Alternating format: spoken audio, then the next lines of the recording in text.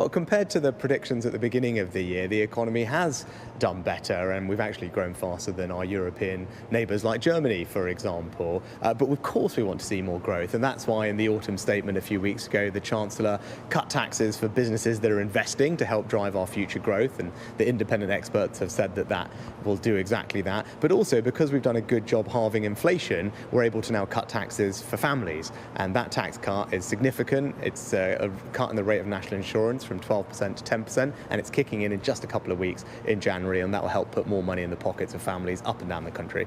Okay, a question about visas. So what do you say to those on the right of your party who believe that regarding the salary threshold lowering, you're backtracking on efforts to curb record net migration? The levels of migration are far too high, and they've got to come down, and that's why a little while ago we announced measures to do exactly that, measures that will reduce the amount of migration by 300,000, more than anyone's ever done before, and the biggest of those measures are kicking in again in just a few weeks in the new year, so they'll start to make a difference quickly. And regarding the salary for families, I think the principle here is absolutely right, that if people are bringing dependents into this country as part of their family, they must be able to support them. That's why we have a salary threshold for that. Now, we're increasing the salary threshold significantly, and we're doing exactly as we said we were doing it. We're just doing it in two stages. So we'll go up in a few months' time, and then it will go up again, the full amount, in early 2025. So it's exactly what we said we're doing. We're just phasing it over the next year or so.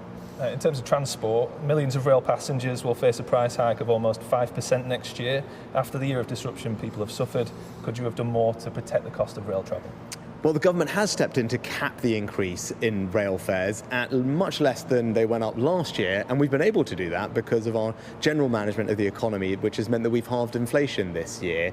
And the increase that we're seeing now, I think, strikes the right balance between raising the money that the railway ultimately needs to run, particularly in a post-COVID environment, but also minimising the burden on hard-working rail passengers. And at longer term, the best thing we can do is reform outdated working practices on the railroads so we can make them more financially sustainable, and we're committed to doing that too.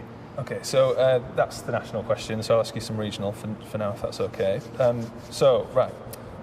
here today giving out mince pies, Christmas greetings to emergency healthcare staff, but at the same time, you're also refusing to negotiate with junior doctors who've been on the longest strike in NHS history. Do you think they'd prefer a pay rise over these sorts of Christmas greetings? Well, junior doctors are getting a pay rise. In fact, they're getting the largest pay rise out of anybody in the public sector. The government accepted in full the recommendations of the independent pay review bodies, and we've now actually reached agreement with everyone else in the NHS, nurses, ambulance workers, consultant doctors, specialty doctors. In fact, the only workforce that is refusing to settle are the junior doctors, which is really disappointing, particularly at this time of year when everyone relies so heavily on the NHS. And we've been consistently constructive and open to talks. I would urge junior doctors to re-engage in those talks and call off strike action. And I think everyone can see that the government has acted constructively here, because we've managed to reach agreement, as I said, with every other workforce in the NHS, including all the other doctors' unions too. It's still very far apart though. As I said, but the junior doctors were already getting the biggest pay rise out of anyone in the public sector, almost 10%. And then on top of that, the government had made a generous offer in line with what we had said to consultants and specialty doctors. But the junior doctors have not accepted that, and they're on strike. That's very disappointing at this time of year. As I said, the offer is there. The offer is there to keep talking, and I would urge them to do that, particularly when the pay rise that they've now got is bigger than anyone else's, and every other part of the NHS has found an agreement and is working really hard to deliver the care that everyone desperately needs at this time of the year. In March, you said that you were showing strong leadership by announcing military bases, including Catterick Garrison, which is in your own constituency, would be used to house migrants. Today, it's been reported that you've U-turned on that decision. What makes your constituency different to anyone else's?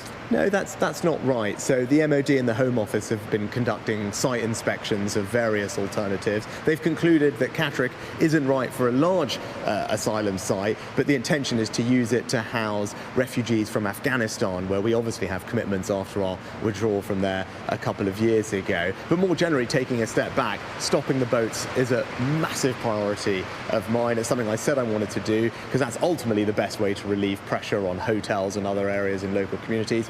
I'm pleased at the progress we've made. The numbers this year are down by a third.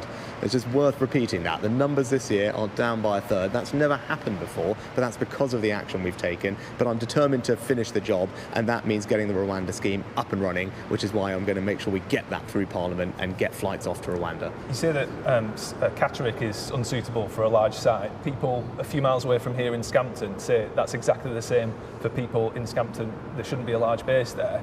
Why can't you U-turn on that decision as well? Well, this is subject, obviously, to an ongoing legal proceedings. There's limit to what I can say, but what I can say is these assessments are done independently and objectively, and also they're done in a way which will minimise the impact on the local community. But I absolutely get this is frustrating. Of course I do. And that's why we've got to stop the people coming here in the first place. That's the only long-term way to solve this problem. That's why, as I said, I'm pleased that we've made progress this year. Numbers down by a third. Small boat arrivals down by a third for the first ever time because of all the work we're doing, returning 20,000 people back to their own countries this year.